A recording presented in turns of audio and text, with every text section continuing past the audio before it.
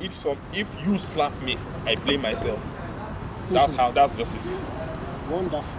If you slap me, I'll blame myself. I might not put it out there on the open, but if I go back and reflect, I will not blame you, because if I end up blaming you, I've created something. That tiny thing called grudge. You create that, you already have one bad feeling against somebody. The next day you see that person, the person not doing anything, you just get your mood to change, you get angry. You're losing control. That's taking away. What I'm trying to do is to tell you that, look, it's about control. You have the control, but it's a choice for you to give it out or to retain it. So accountability is one, like everything is your fault.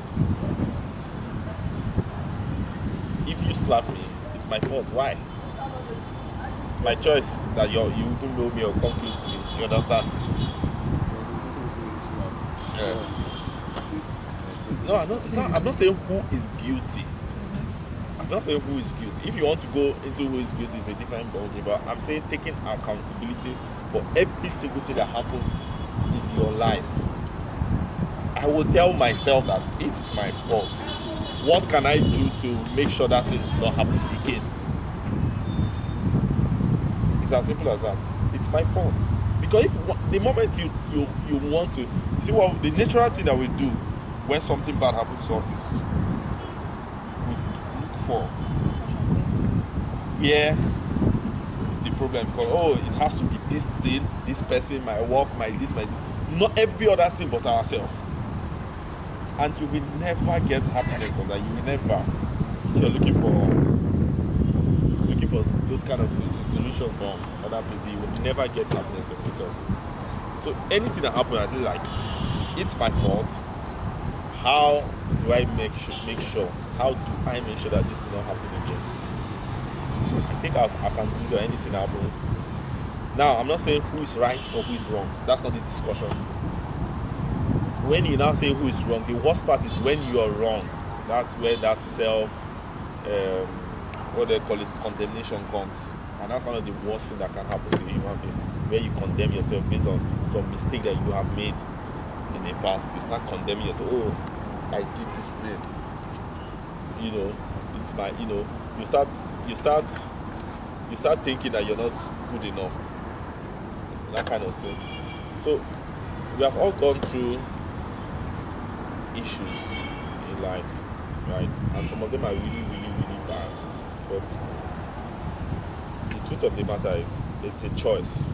You have to know that power is a choice to say, this thing today, from today on, I'm going to drop this thing. I'm going to live the life. It's your life, like it's a new life. You can decide to start your life the next minute afresh. You can decide to start your life the next minute afresh. What's holding you from doing that? Fear of judgment of other people, what people think about you. What's really holding you? I did so and so. Okay, so what? People hate me because of so what? From tomorrow, I'm going to be a different person. This is the kind of thing I'm going to be doing, no matter what. It's if you just understand that you have two choices, right? It makes things, to me, it makes things a whole lot easier. It's either I let this thing keep on being a burden to me, or I let it go. Two choices. If the thing is still a burden to you, just know that you accepted that this thing should still be a burden, or you let it go. The question I'll ask, is the struggle of, it's still a burden to me. The question I'll ask is, why do you think it's still a burden to you? Number one is you can't go back to the past and change anything. You can't go back. But the only opportunity you have is that you can rewrite the future. So if you really look at it critically, in what sense is it affecting what you do? What if it's wasn't a mistake you created? What if it was something that was vented on you? Fine. And nobody sees it as something that was vented on you? Let me say something. Because Yeah. Let me say something. My being in Nigeria was vented on me. Exactly. It wasn't your choice. I choose to be American. Simple. But it was vented upon me. It wasn't your choice. And guess what? I will now finally come out and go Canada. It's still your choice. It's my choice. it's not funny. No, but yeah. very seriously. See, okay. There are some things you Now, can no. change. It Now, has happened. a child was 16. I know of a girl. This is her story. At 17, okay. She lost her mother at a very tender age, you know. Right. And then her father remarried a few months after. Now, that is just one very anger already she has in her mind. Being the first child of her father. She understands of her parents. And she has siblings.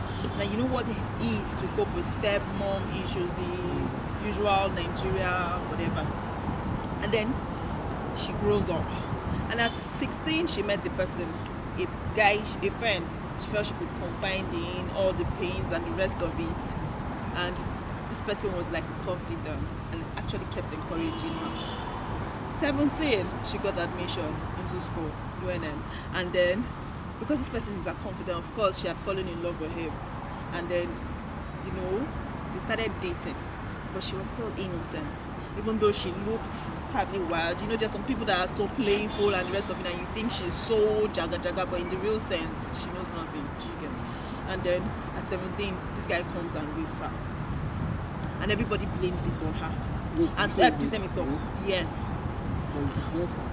Yes, it's his girlfriend. Now, his girlfriend doesn't mean Man.